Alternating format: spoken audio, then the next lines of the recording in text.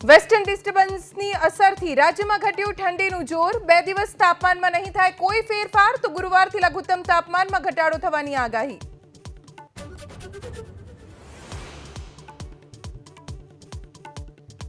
ખાનગી બસ પલટી। સુરેન્દ્રનગરના સાયલા લીંબડી નેશનલ હાઈવે પર 30 થી વધુ મુસાફરોને ઈજા થતા સારવાર માટે ખસેડાયા હોસ્પિટલ।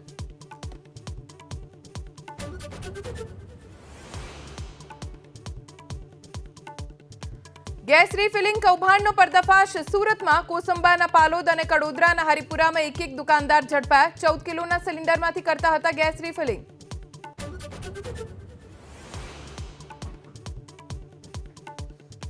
જૂનાગઢ મહાનગરપાલિકા સહિત વહીવટદાર શાસિત નગરપાલિકાઓની ચૂંટણીનો કાર્યક્રમ થશે જાહેર।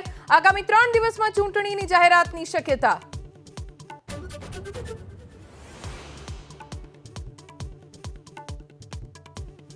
જંત્રીનો સૂચિત ભાવ વધારો પરત ખેંચવા કોંગ્રેસની માંગ। ડ્રાફ્ટ જંત્રી માત્ર સરકારની આવક વધારવા માટેની હોવાનો અમિત ચાવડાનો આરોપ।